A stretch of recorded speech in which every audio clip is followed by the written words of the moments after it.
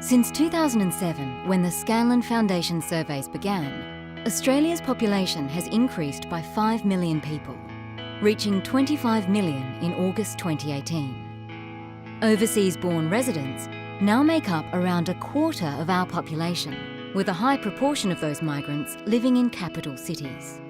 Alongside this growth, immigration policy has been increasingly contested in politics and the media, particularly throughout 2018. On November 19, Prime Minister Scott Morrison announced he would cut the immigration intake, declaring roads and public transport in Sydney and Melbourne full. So how are Australians feeling about our growing and changing population? And are our attitudes towards social cohesion issues like immigration, multiculturalism, and trust in government shifting? For 11 years, the Scanlon Foundation's annual Mapping Social Cohesion surveys have set out to track public sentiment around these issues. For the most part, 2018 survey results paint a picture of stability, though there have been notable shifts in attitudes in some areas. Let's take a look at 7 key findings from this year's report.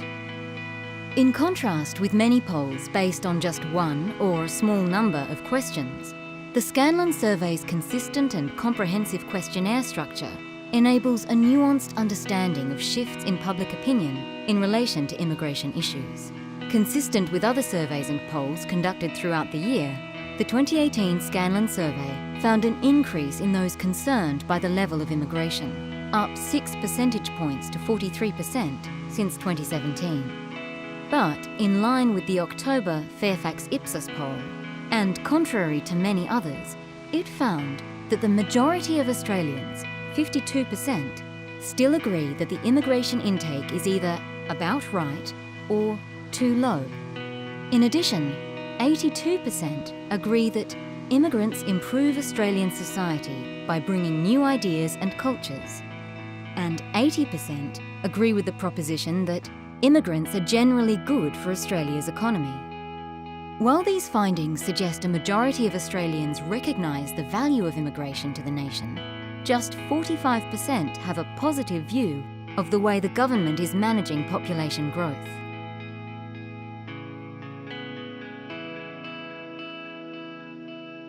In 2018, 8 new questions were included in the Scanlon survey, providing further insight into the issues influencing public opinion on the immigration intake.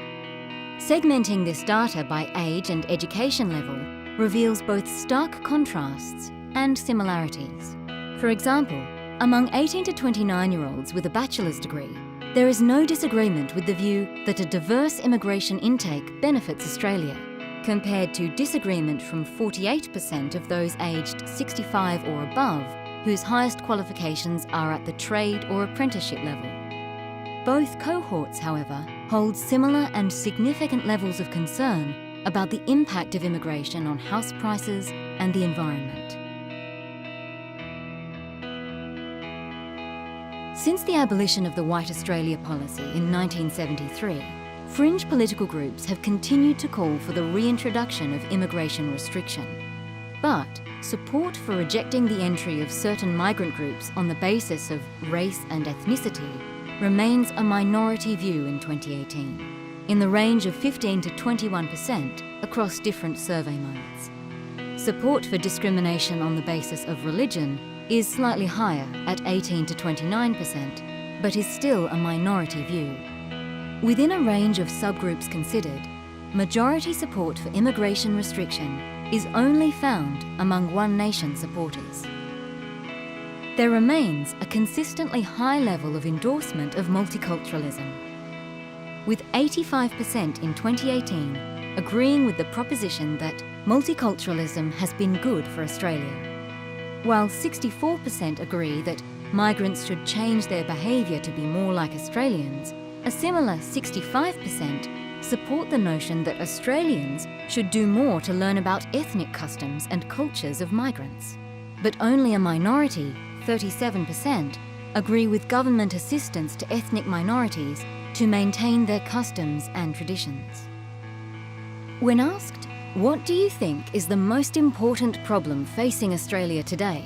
The top 3 responses in 2018 are concerns over the economy, mentioned by 27% of people, environmental issues by 10%, and quality of government and politicians, mentioned by 10%. Terrorism and national security issues, mentioned by 7 to 10% of people between 2015 and 2017, had dropped to just 1% in July-August 2018 when the surveys were conducted, though recent incidents and arrests in Melbourne may have since influenced their ranking. The 2018 Scanlon surveys were conducted from July to mid-August, amid frequent criticism in sections of the media of then Prime Minister Malcolm Turnbull. While the 2018 survey did not register a decline in government confidence during this period, the percentage who trusted government to do the right thing by Australians almost always, or most of the time, remained at a low 30%, consistent with findings of the previous 4 surveys. Following a decade of surveying, the 2017 Scanlon Foundation survey identified some negative trends which had the potential to undermine Australia's future social cohesion. The 2018 survey does not provide additional negative evidence. Rather, findings indicate stability across key indicators of social cohesion. In 2018, 90% feel a great or moderate sense of belonging in Australia. 85% indicate they are happy with life in Australia, and 72% indicate satisfaction with their financial situation. In line with the last 2 years, a minority 33% are worried about becoming a victim of crime in their local area, though there are higher levels of concern in Victoria. And while reported experience of discrimination because of skin colour, ethnic origin or religion remains relatively high at 19%, it has not increased since 2016. Despite the magnitude of demographic change and an increase in concern over immigration levels, the Scanlon Foundation surveys indicate Australians remain overwhelmingly supportive of the multicultural character of their nation and find a large measure of stability across key indicators of social cohesion. We invite you to join the conversation at #SocialCohesionReport.